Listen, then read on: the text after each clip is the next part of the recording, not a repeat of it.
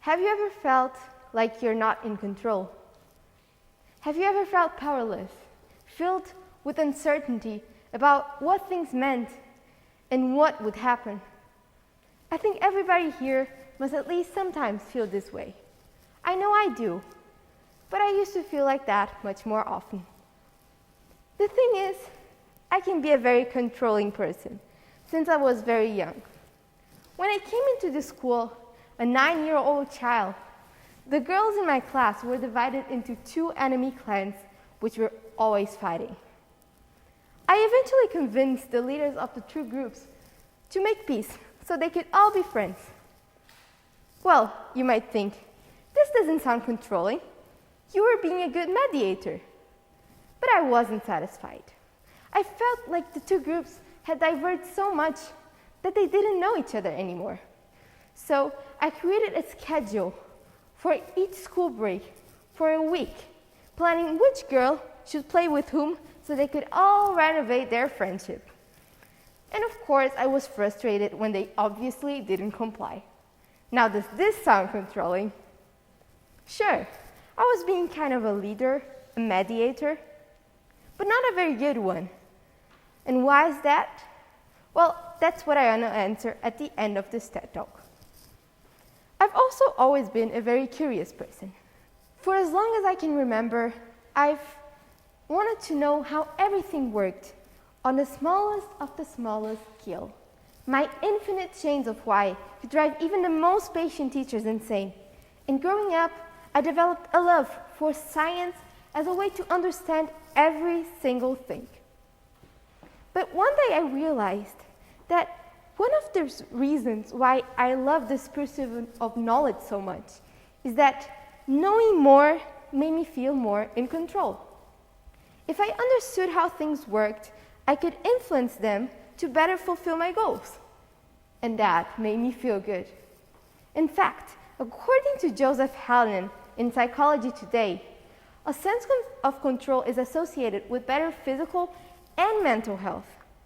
Robinson and Lachman also found that the perception of control leads to greater cognitive performance, which in turn typically brings about an even greater sense of control.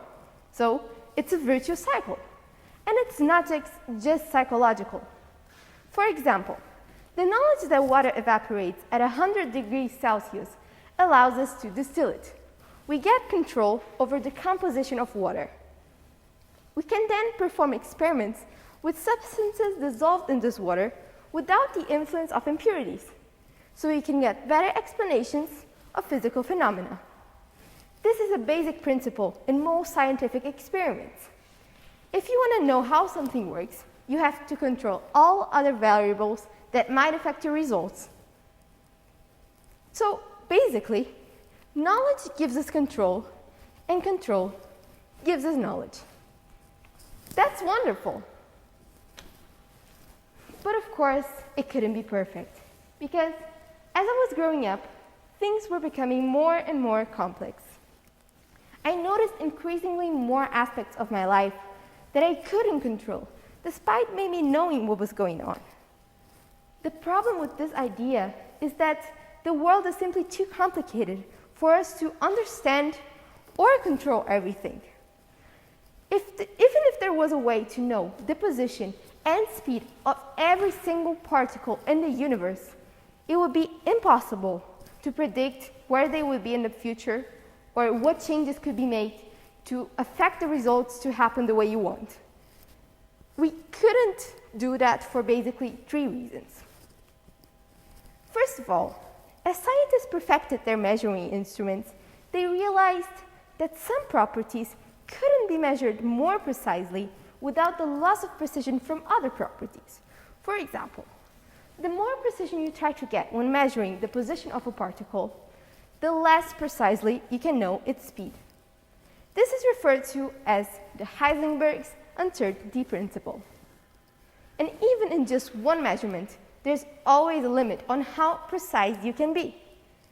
And when trying to predict the future state of something from its present state, every decimal place in this measurement matters. This is because of something called chaos theory. Even in a deterministic system, that is, if all particles can be described using only classical, predictable physics laws, you wouldn't be able to predict states too far away in the future, as any subtle uncertainty in the initial values could lead to a huge difference, like in the butterfly effect. In addition, with the development of quantum mechanics, it was discovered that many things are not as deterministic as we thought. The world can't be described using only these classical physics laws that I talked about, because in quantum mechanics, the particles don't have a specific state before they are measured, but a specific probability of being in a certain state. The only way of knowing the state that the particle will be in is by measuring it.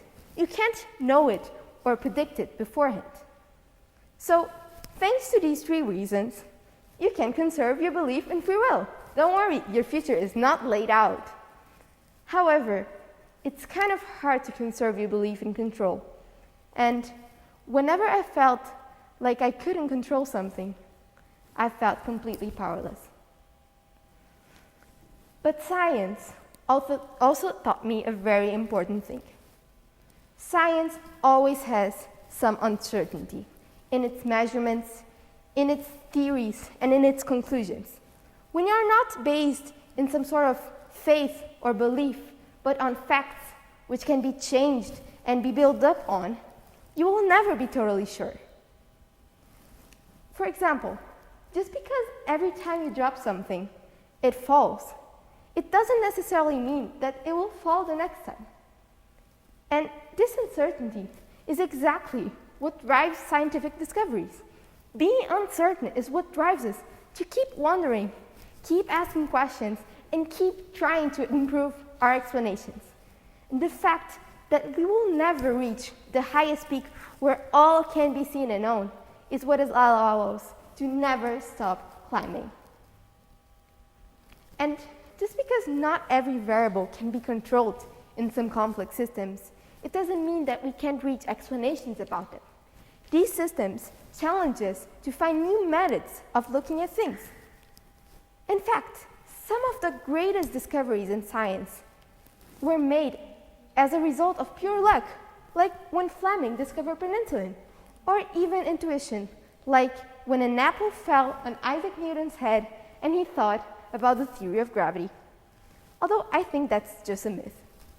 But this ability that our brains have to look at things and intuitively find explanations about them is something that could still not be mimicked by artificial intelligence, because it is part of what makes us human. Even in our own life, there are things that we can't really understand rationally, but that make perfect sense when you look at them from an emotional perspective. Like for me, the joy that I feel when I'm playing music, or the fear that I have of bees. You could try to explain them scientifically, but to reduce these sort of things to facts is simply to deprive them of their meaning, their emotional meaning. And to understand that we will never understand everything is not to throw in the towel, quite the opposite. It's liberating to think that we will always have more to learn. Otherwise, the world would be quite boring, right? And accepting that not every phenomenon needs an explanation, that not every question has an answer, and that not everything needs to be under my control, has made me start to look at life with a different perspective. I can now find beauty in the uncertain. And I realized that lack of control doesn't mean lack of power. It actually impels me to continue moving forward. This newfound realization has been really important to me because I noticed that, like I talked about at the beginning of this talk, my mental health was very dependent on my sense of control. The most stressful times in my life were not necessarily those where I had more things to do, but when I felt like I couldn't control things. And I think I've become much more peaceful because I've become much less controlling. Well, it's a work in progress. I can still get more irritated than I should when somebody doesn't format the document the way I told them to, or when my computer doesn't work the way I wanted to. But I think it has also made me a better leader, because now I understand that to lead is not to control. It's not to force little girls to follow arbitrary playing schedules, or to tell everyone exactly what to do and expect them to do it perfectly. But rather, leading implies giving your team the freedom to express themselves. A good leader is there to listen, to inspire, and to create an environment of trust where people are open and comfortable to share their ideas and feedback, so that the creativity and the potential of the whole team can be harnessed. More minds think better than one. So what's the use of having all these brilliant minds if they're all repressed and blindly following the command of only one? Just like a control experiment can only discover so much, a control group of people can only go that far. Do you want to go further? Sometimes you have to let go.